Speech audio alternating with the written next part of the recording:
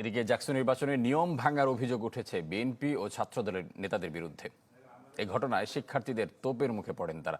জাহাঙ্গীরনগর বিশ্ববিদ্যালয়ের শিক্ষার্থীদের অভিযোগ, বিজ্ঞপ্তির মাধ্যমে 10 সেপ্টেম্বর বেলা 12টার মধ্যে প্রাক্তন শিক্ষার্থী ও বহিরাগতদের প্রবেশে নিষেধাজ্ঞা দিয়েছে প্রশাসন, কিন্তু আদেশ অমান্য করে নির্দ্বিধায় প্রবেশ করছে ছাত্রদলের সাবেক নেতাকর্মী ও বহিরাগতরা।